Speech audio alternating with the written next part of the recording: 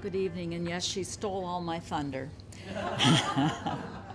We do a lot of the same things. My name is Sally Taylor. I'm a volunteer with Matthews House Hospice, and I've been a volunteer since the beginning and actually a founder.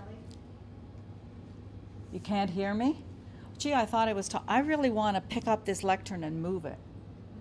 Would that screw you up? Yeah, okay.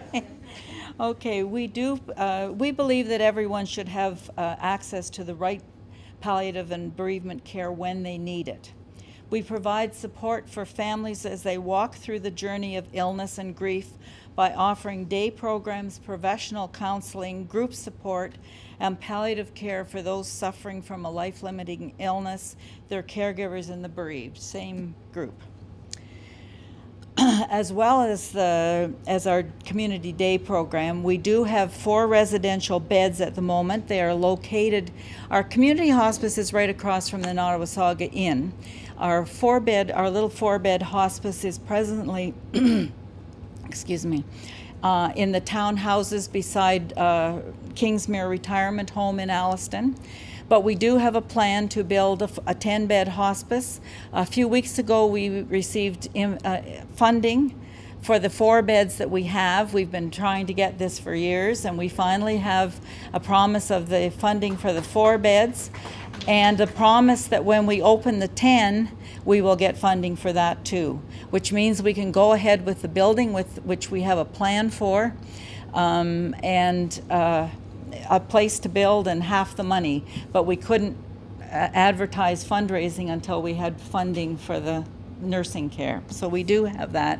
But the funding is only for the residential, not for our community programs. And I come from a community thing, and my thing is community. When we started Hospice Simcoe, residential beds weren't even on my radar at all. People think of us as a service for people as they die, but this is not so. We encourage people to come to us from the time of diagnosis and make an appointment with our social worker, our patient care coordinator, Emily.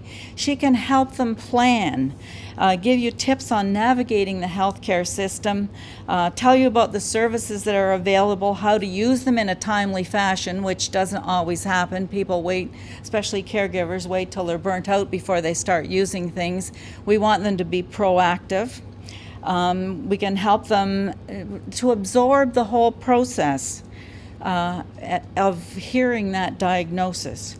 We can help you talk as a family about advanced care planning, talk about anticipatory grief, because grief doesn't start at death. It starts gradually from the time of diagnosis, and we like to help people understand that. We also provide opportunities to meet with those that are facing similar challenges. So we have support groups for people with life-threatening illness called our Circle of Friends.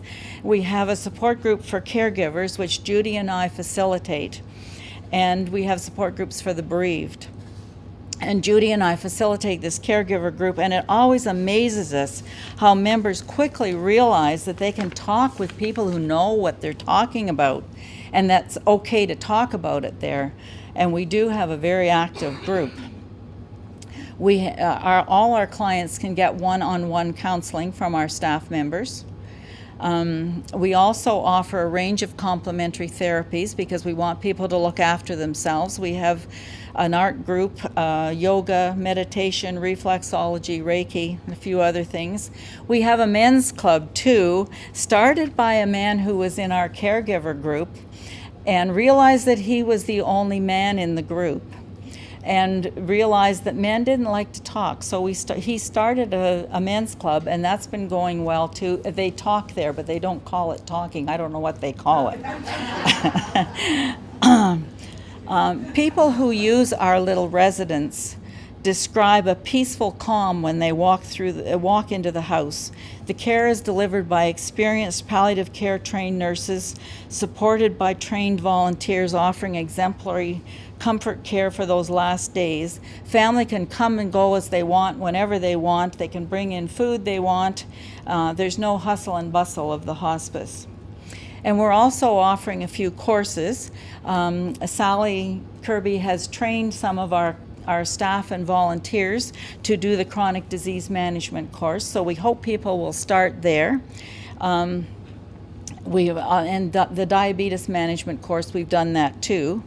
And we've just started, Judy and I started a year ago with something we're calling Caregiving 101. And that's a 6-week course for caregivers, hopefully to help them be proactive, and walks them through all the stages that we've mentioned here. We have one of our manuals, and we have a pamphlet if you want to read more about it. We've just done one recently, and one of our speakers was Linda. We have speakers in all the sessions. We've had CCAC, we've had chats, and we have the palliative care team. We also have workshops on the 3rd Thursday of the month, and chats, we do that with chats. There is one next Thursday called I Believe in Music, done by a couple by the name of Sue and Paul Dupuis, who I think play in nursing homes and whatnot. The other thing that we like to think that we offer, and I think that's true, and Judy will tell you all about that, we offer meaningful volunteering for people who want to give back to their community and feel that they would like to make a difference. We are a volunteer agency. We have around 170 volunteers. We still need more. They do shifts in the residence, they do in-home care. We need fundraising volunteers, unfortunately, because we still have to do all this fundraising. But Judy is an example of perfect volunteer. She was a caregiver. She used the bereavement services, and now she's taken the facilitator course too, and we're facilitating the caregiver group together. And they just listen to Judy because they know she's been there too.